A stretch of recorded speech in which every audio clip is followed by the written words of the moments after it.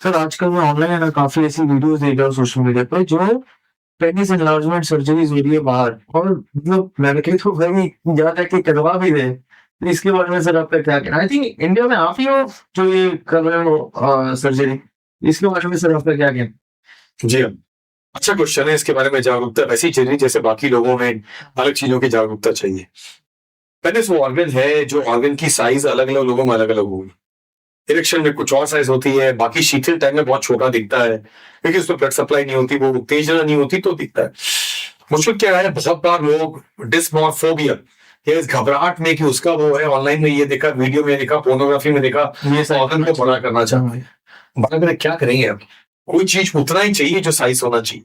आपको sexual activity की चाहिए, वजाइना उतनी होती है, तो उतना बड़ा नहीं चाहिए जितना आप शायद खोजने में लगे। मतलब आपको डिस्मोर्फोबिया, लेकिन है कुछ अंग बहुत छोटे होते हैं, इसको माइक्रो पेनिस बोलते हैं। तो हमारे पास ऐसे बहुत से पेशेंट हैं जिनकी पेनिस सच में बहुत छोटी होती है, नहीं भी होती, इसके बाद भी इरेक्शन के बाद भी छोटी होगी। बहुत छोटी रहती है क्योंकि वो ऑर्गन बनी ही कम है। क्या क्या साइज होना चाहिए? सो नॉर्मली 2.5 से ज्यादा होना इन एडोलेसेंस इंपॉर्टेंट है, लेकिन कहीं अगर 3.5 से 7 सेंटीमीटर के बीच में है तो इरेक्शन बहुत स्ट्रांग रहेगा और लाइक रहता है। लेकिन ये जो नापा जाता है साइज वाइज, आपने मैंने कभी नापा नहीं, तो ये लोग क्यों नापने में लगे हुए हैं? कहने का मतलब है कि अगर आपकी ऑर्गन केपेबल है, अगर वो इतना है कि वो परफॉर्म कर सकता है, तो उसको साइज बड़ा करने के चक्कर में ना रहे। बिकॉज एक तो ये सर्जरी अपने में बहुत बार घातकी हो सकती है, बहुत बार खतरनाक हो सकता है। हाँ, इसमें सेंसेशन है, इसमें कैपेबिलिटी है ना, ये चीजों को बहुत बार जानने की जरूरत है। तो बहुत सी सर्जरीज की जा रही हैं, हम करते हैं। ओके, हॉस्पिटल में पेनाइल एनलार्जमेंट की सर्जरी की बात करते हैं तो मैं नए पेनिस बनाता हूँ, इसको फैलोप्लास्टी कहते हैं। कुछ ऐसे पुरुष हैं जो फेलियर से जन्म लेते हैं, पेनिस ही नहीं है, पेशाब संडास के रास्ते वैसे भी, और नॉर्मल पुरुष भी अंडकोश है, स्क्रोटम है, लेकिन पेनिस नहीं है। ऐसे भी लोग जन्म लेते हैं, अफेलिया बोलते हैं इसको।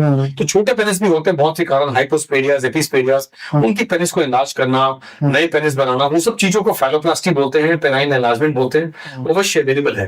तो किसके लिए करना और किसके लिए नहीं करना, वो डॉक्टर को डिसाइड करना होता है, सेफ्टी के लिए, ना कि इसको एस्थेटिकली यूज करना। एस्थेटिक की जरूरत नहीं है इसमें, फंक्शनैलिटी इंपॉर्टेंट है।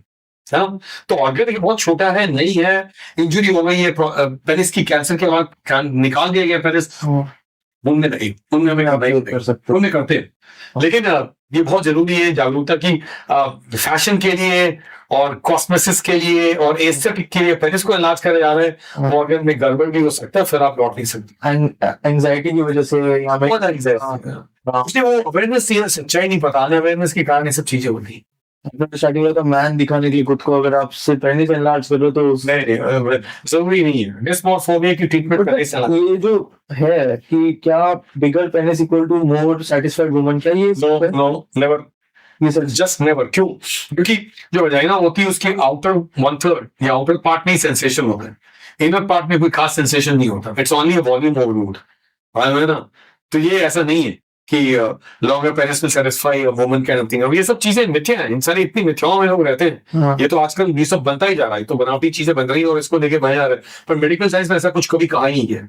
ऑर्गन केपेबल होना चाहिए पेनिट्रेशन के लिए, to be able to stimulate the outer part, to make clitoris and the G spot and the outer part of vagina। पर ये नहीं कि आपको बहुत लंबा 8 इंच का पेनिस चाहिए। हम भी जो फैलोप्लास्टी करते हैं वो 5 से 6 इंच तक ही मैक्सिमम बन सकता है, उससे ज्यादा बन ही नहीं सकता। लेकिन लोगों को लंबा, चौड़ा, hard, long, big, stout, ever lasting, सब चीजें गलत है। तो ये सब मिथ है जो ऑनलाइन फैलाई जा रही है कि बहुत हद तक सच है।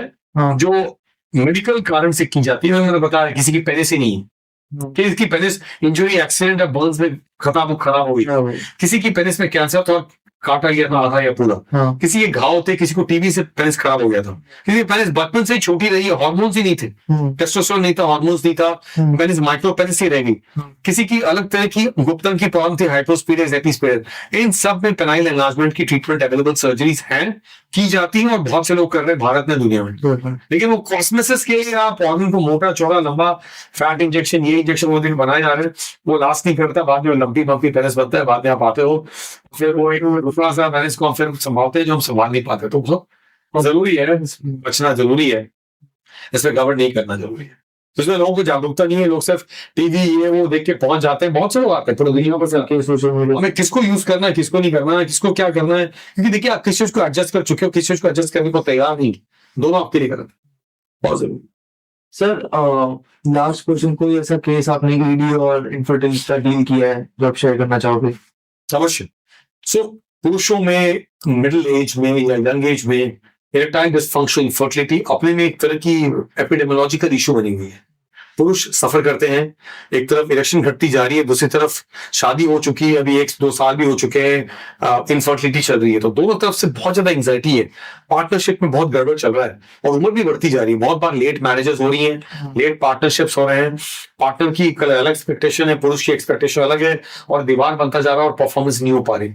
इन सब की चीजों में वो यंग एज में 20s 30s 40s में इसकी प्रॉब्लम बढ़ती जाती है। मिसाल के तौर पे एक पुरुष, और ऐसे अनेक पुरुष हैं, पर एक पुरुष के बारे में जिनकी उम्र 36-37 है, उनकी वाइफ की उम्र 35 है, शादी 1 साल पहले हुई थी। ओके।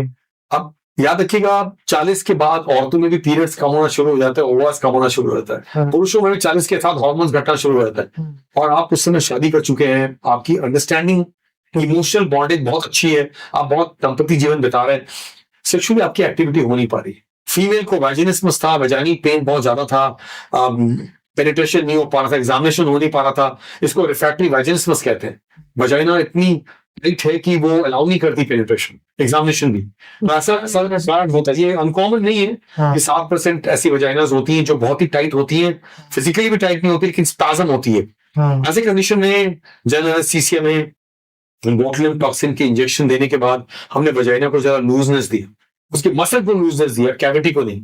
अब वो सुपरवाइज कैलिब्रेशन और पेनिट्रेशन के लायक। मेंटल बिजनेस की वजह से भी मेंटल बहुत कम, हैबिटस के कारण, बॉडी हैबिटस के कारण अपनी बॉडी को न समझ कर, और मसल की पेल्विक फ्लोर टाइटनेस के कारण हो सकता है। तो इसको हम वीकेंड कर सकते हैं, इसकी टाइटनेस को, जो हमने किया इस दंपति के टीम ने। तो लेडीज बिल्कुल नॉर्मल हो गई, लेकिन अब तब तक इनकी एंजाइटी इतनी ज्यादा है, डर इतना ज्यादा है, और ये ऐसे में अपने में स्मोकर हैं, बहुत घंटे काम करते हैं, खूब ट्रैवल करते हैं, अपने में बहुत ही हाई फ्लाइंग मशीन है 37 की एज में, तो इनकी इरेक्शंस घटती जा रही। इनकी इरेक्शंस की दवाई देने के बाद भी इनकी इरेक्शंस उतने इंप्रूव नहीं हो रहे थे। इनकी दवाई को हमने पूरी पहलू में कॉम्बिनेशन थेरेपी और इंप्रूव नहीं हो रहे थे। उम्र 39-40 तक चली गई, 2-3 साल की सारी कोशिशें यहाँ वहां कंसल्ट करने के बाद वापस आए, अब पता कि इरेक्शन इंप्रूव नहीं हो रहा था। ऐसे कंडीशन में जब रिफ्रैक्टरी इरेक्टाइल डिसफंक्शन हो रहा था और वो चारा कम था, हम 40 इयर्स के दंपति के साथ बात कर रहे हैं जो 36-37 हमारे पास मिले होंगे, आए, भटके, कोशिश की, वेट किए, टाल भी दिया, तो हमने उनको पेनाइल प्रोस्थेसिस या पेनाइल इम्प्लांट लगाया। उसके रिफ्रैक्टरी इरेक्टाइल डिसफंक्शन है, कुछ काम नहीं करने वाला। दंपति जीवन में भी थोड़ा बहुत मनमुटाव हो रहा है, बिकॉज कुछ हो नहीं पा रहा। अब लेडीज का सब कुछ सही सलामत हो गया, वैजिनिस्मस भी संभल गई, कैलिब्रेशन डायटेशन भी कर पा रही है, उनकी वजाइना स्पर्म से निकल चुकी है, अब इनका काम नहीं हो पा रहा। तब आपने प्रोसेस लगाया, प्रोसेस के साथ सीखना होता है, आगे बढ़ना होता है। पहली बार पेनिट्रेट कर रहा है 40 इयर्स में, जो 20 इयर्स में भी बहुत लोग लायक होता है, नहीं किया, करेगी इतनी ज्यादा प्रॉब्लम, तो इसको रिफ्रैक्टरी इरेक्टाइल डिसफंक्शन कहते। तो इनको हमने ये एक मिसाल है, ऐसे बहुत से मिसाल अलग अलग हो सकते हैं, पर मैं आपको एग्जांपल दे रहा हूँ। इनकी इतनी फेथ थी कि डॉक्टर के साथ चिपके रहे और 1 साल तक परफॉर्म किया। इससे पहले मैस्टरबेशन करते थे लेकिन कभी सेमेन की टेस्ट नहीं की थी। सेमेन की टेस्ट की तो उसमें सेमेन की काउंट्स बहुत कम है, बहुत कम है, इतने कम आए कि नॉर्मल फर्टिलिटी शायद पॉसिबल ना हो। तो ऐसे कंडीशन में दवाइयों से, सब और कोशिशों से, टेस्ट से पता चला कि हम सेमेन की काउंट बहुत ज्यादा बढ़ा नहीं सकते, 1 to 2 मिलियन सेमेन काउंट बहुत ज्यादा बढ़ नहीं पाता। ऐसी कंडीशन में फिर हमारी गायनेकोलॉजी कलीग्स, इनफर्टिलिटी कलीग्स ने उनको आईवीएफ के द्वारा कुछ किया। तब तक उम्र 42 और 40 हो चुकी थी। तो किसी औरत का 40 इयर्स में पहला चाइल्ड होना, उनकी पेल्विक फ्लोर उनको हेल्प नहीं करती। 42 की उम्र में एक पुरुष का फादर होना या ग्रैंडफादर बनना अपने में बहुत आसान नहीं है। तो इस चीजों को याद रखते हुए मैरिजेस बहुत लेट से होना, पोस्टपोन करना, बच्चे को पैदा करने के लिए बाद में पोस्टपोन करेंगे, अभी कुछ साल हम ही रहेंगे और हमारी बाकी करियर को बिल्ड करने में लगे हुए हैं। तो तक 5 साल में टेस्ट तो कभी की नहीं, 5 साल हमारे वैजिनिस्मस देखने को मिला।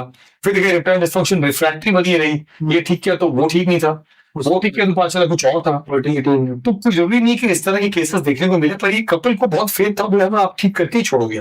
तो हम एक के बाद एक में लगे रहे, टीम वर्क में लगे रहे, पर रिफ्रैक्टरी वैजिनिस्मस औरतों में जैसे वजाइना एकदम कॉन्ट्रैक्ट करता और सेक्स नहीं हो सकती, एक अपने में एंटिटी है सेक्सुअल डिस्फंक्शन के लिए। पुरुषों में इरेक्शन घटता जाना और घटते घटते इतना हो जाना कि पूरा खत्म हो जाना अपने में एक प्रॉब्लम है, जिसके लिए हार्मोन्स, मेडिकल ट्रीटमेंट हमारे पास सब कुछ अवेलेबल है। और फिर इनफर्टिलिटी, जिसमें आज की नॉर्मल स्ट्रेस में, स्मोकिंग की, डायबिटीज की, लाइफस्टाइल में, पेस्टिसाइड्स के जमाने में, और जो कुछ हम खाते पीते हैं और जिस तरह की दूषित हवा में रहते हैं, बहुत बार एपिडेमियोलॉजिकली भी स्लोली ह्यूमन बींग्स के सेंसिटिव ऑर्गन्स में जो चेंज हो रही, ये सब चेंज अपने में फायदेमंद नहीं है। इतनी सारी चीजों को देखे तो हमारा काम बनता है कि अवश्य इस तरह की मिसाल को आगे लाए और बताएं, बिना आइडेंटिफाई किए कि इस तरह के कपल्स हैं जो सफर कर रहे हैं। तो कपल लाइफ में सफर करने के जो इश्यूज हैं उनको संभालने के लिए हमारा काम बनता है, हमें आगे बढ़ना ही पड़ता है।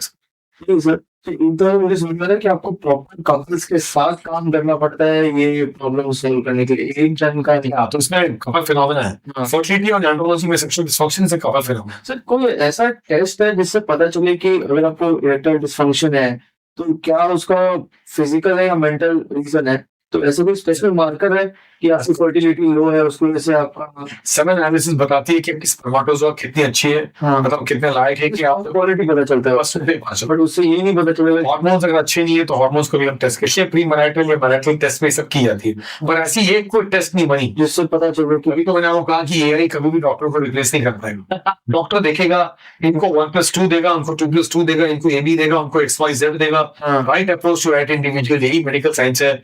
इसलिए अगर जैसे टेस्टोस्टेरोन भी कम हो, वो भी कोई मार्कर, तो एक तरह का मार्कर, एक तरीके का उसका कारण देखना पड़ेगा, कारण को ट्रीट करना पड़ सकता है। ओके, बट नॉट कंप्लीट, कोई एक मार्कर से कोई ट्रीटमेंट नहीं हो पाएगा। नहीं होगी ये। और कोई एक मैंने आपको एग्जांपल दिया है, बहुत एग्जांपल्स होंगे, बहुत एग्जांपल्स जैन में होंगे, भी स्पॉन्टेनियसली एग्जांपल याद आ रहा है, बहुत स्ट्राइक करता है मेरे को, जिनकी दंपति जीवन अब संभल गई। Okay okay.